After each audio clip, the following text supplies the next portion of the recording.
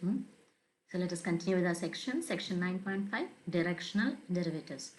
So if you recall what we did in the last class, we had found a formula which gives a relation between the directional derivative and the gradient of a particular function. And we had seen that du of f of xy is equal to grad f dot u.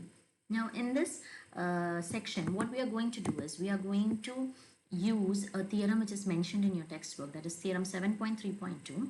And using this theorem, we are going to modify the formula of the directional derivative.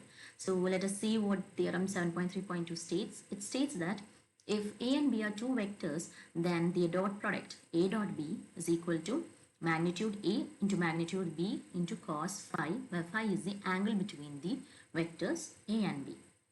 So we know that du of f of xy is equal to grad f dot u. So we can use this theorem and we can modify the formula for the directional derivative, that is du of f of xy is equal to magnitude grad f into magnitude of u into cos phi, where phi is the angle between grad f and u.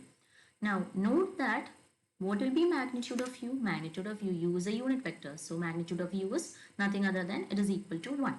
So what do we get? We get du of f of xy is equal to magnitude of grad f into cos phi, where phi is the angle between the vectors grad f and u.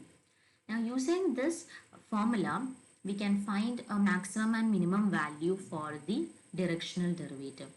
Now as the angle phi varies from 0 to pi, okay, what will be the value variation of cos phi?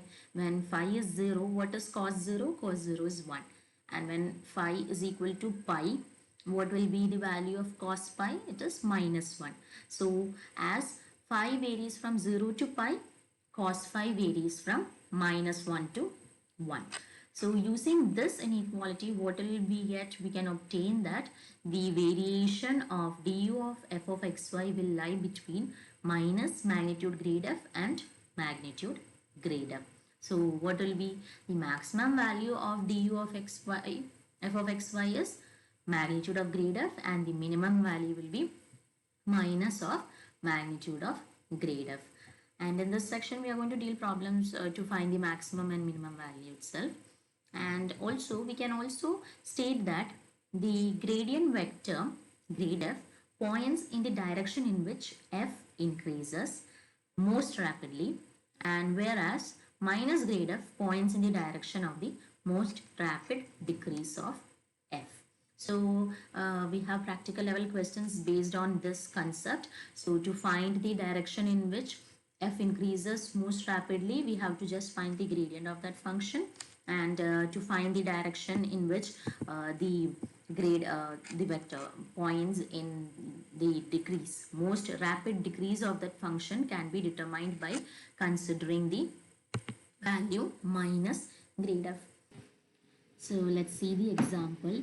In this example, we are going to use the concept that we just now mentioned. So the example is the temperature in a rectangular box is approximated by T of xyz is equal to xyz into 1 minus x into 2 minus y into 3 minus z, where x varies between 0 and 1, y varies between 0 and 2, and z varies between 0 and 3.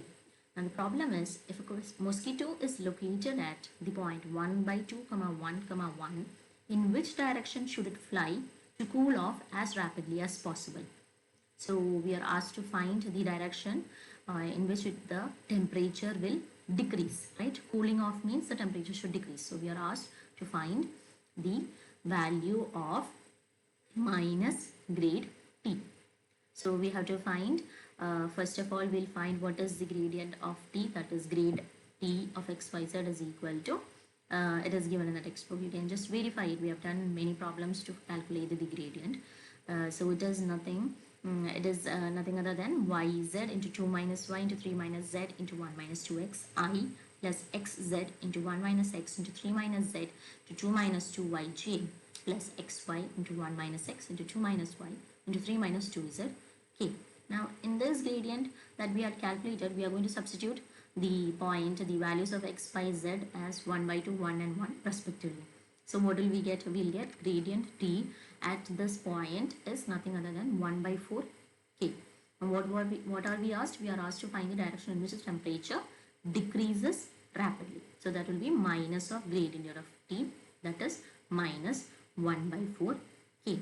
So that is, the mosquito must dive for the floor of the box. That is in the negative direction and the back negative direction. For the floor of the box where the temperature is Txy0 equal to 0. So I hope the example is clear. So this is actually the application of finding the concept that we had discussed just now recently. We'll do more examples and assignment problems, and we'll make the concept clear. So that's it for today's session. Thank you. Stay home and stay safe.